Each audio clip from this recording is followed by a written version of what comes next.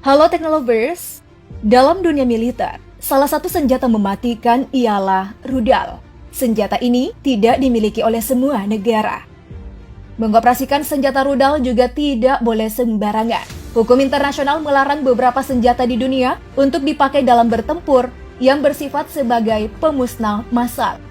Namun kehadiran rudal bukan berarti dilumpuhkan. Senjata ini digunakan jika suatu negara benar-benar ingin mengangkat bendera perang yang pastinya berakibat derita. Indonesia termasuk loh negara yang memiliki senjata berbahaya ini. Perlu banget nih kamu ketahui deretan rudal penghancur Indonesia yang disegani dunia. Tahu nggak sih, TNI Angkatan Laut memiliki rudal legendaris bernama Yakon P800. Inilah rudal yang cukup ditakuti militer Amerika. Salah satu alasannya karena memiliki daya jelajah jarak menengah supersonik strategis generasi keempat dan baru digunakan negara seperti Rusia, Indonesia, Syria, India, dan Vietnam. Jarak tembaknya sejauh 300 km. Adapun hulu ledak Yukon P800 yakni 200 kg. Nah, dengan kecepatan 2 kali 5 kali kecepatan suara, rudal asal Rusia ini juga memiliki kemampuan terbang pada ketinggian 5 hingga 10 meter di atas permukaan laut. Terbilang rendah memang, tapi ketinggian yang rendah ini jadi sulit ditangkap oleh radar musuh.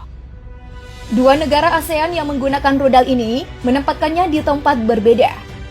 Jika Vietnam menempatkan rudalnya di tempat peluncuran di pantai yang bersifat statis dan untuk keperluan defensif menghadang kapal-kapal perang China yang bersengketa di Vietnam, yaitu di Kepulauan Spratly, Indonesia justru menempatkan rudal ini di atas kapal perang yang bersifat dinamis. Dengan begitu, rudal dapat dioperasikan untuk keperluan ofensif maupun defensif. Total 16 KRI milik TNI Angkatan Laut telah dilengkapi rudal Yukon, 6 dipasangkan pada frigate dan 10 pada korvet. Dari masing-masing frigate dipasang 8 unit Yakon, sedangkan masing-masing korvet dipasang 4 unit.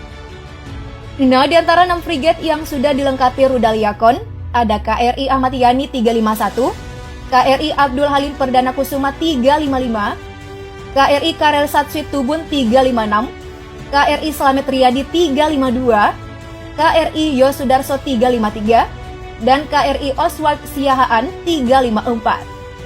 Sedangkan 10 korvet TNI Angkatan Laut yang dilengkapi rudal Yakon, di antaranya KRI Imam Bonjol 383, KRI Fatih Unus 384, KRI Teoku Umar 385, KRI Silas Papare 386, KRI Hasan Basri 382, KRI Untung Suropati 372, KRI Nuku 373, KRI Lambung Mangkurat 374, KRI Sutanto 377, dan KRI Sultan Taha Saifuddin 376. Menyusul kapal selam baru TNI Angkatan Laut, nantinya akan dilengkapi dengan rudal Yakon ini.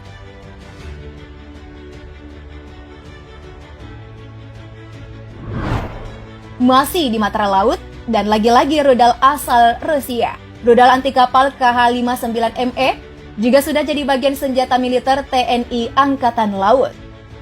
Nah, ada sedikit cerita nih dengan hadirnya rudal satu ini. Jadi, ketika peristiwa perebutan Irian Barat di masa lalu, Indonesia melobi negara besar agar bisa bersaing dengan Belanda.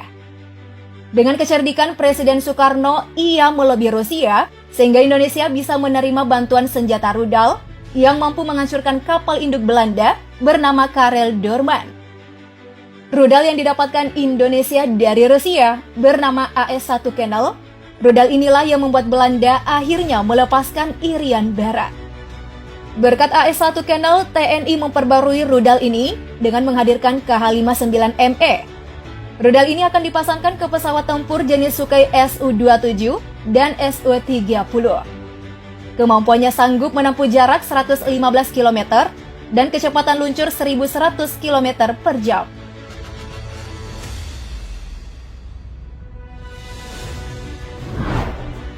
Selanjutnya ada rudal Exocet MM40 Block III, rudal anti kapal high subsonik garapan perusahaan Prancis.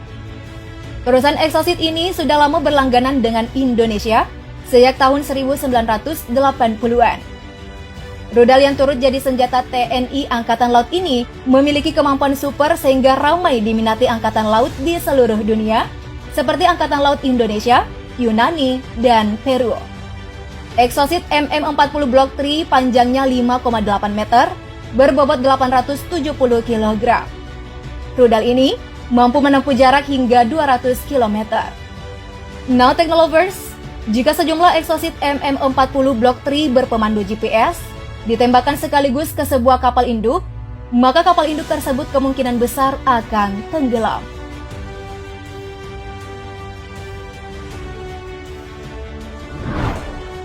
Bukan hanya TNI Angkatan Laut saja yang memiliki rudal, TNI Angkatan Udara pun memiliki rudal canggih bernama Raytheon AGM-65K2. Rudal ini dipasangkan pada pesawat tempur F-16. Diameter rudal 300 mm, panjang 2,49 meter, dan sanggup melesat dengan jarak tembak hingga 24 km. Kecepatan rudal mencapai 1.100 km per jam. Wah, nggak kebayang ya? Rudal melesat sangat kencang menuju target. Rudal yang diproduksi oleh Amerika ini telah digunakan sekitar 36 negara di dunia. 70.000 unit laku keras di pasaran sejak pertama kali diproduksi tahun 1972.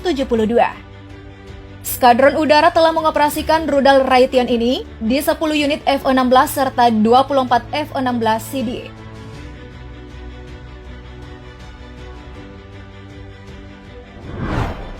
Tidak ingin ketinggalan dengan negara militer kuat lainnya, R-73 akhirnya digait Indonesia sebagai rudal pemburu TNI Angkatan Udara. Rudal R-73 dibuat Rusia sejak 1984, dipasang sebagai pelengkap beberapa pesawat tempur seperti Sukhoi. Berat rudal 105 kg dengan panjang mencapai 2,93 meter. R-73 terus diproduksi sampai saat ini.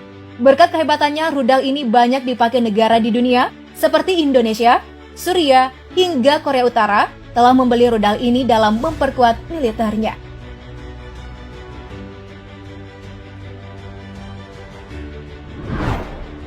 Ada juga nih, rudal RBS-15 Mk3, salah satu rudal multiplatform terhebat saat ini.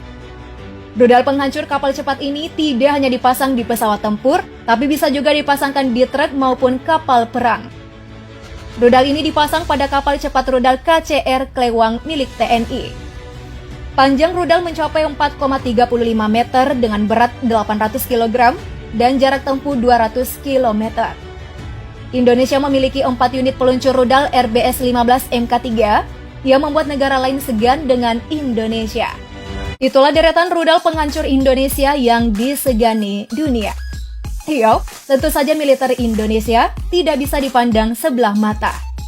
Semoga Indonesia terus kuat ya, dan disegani negara lain.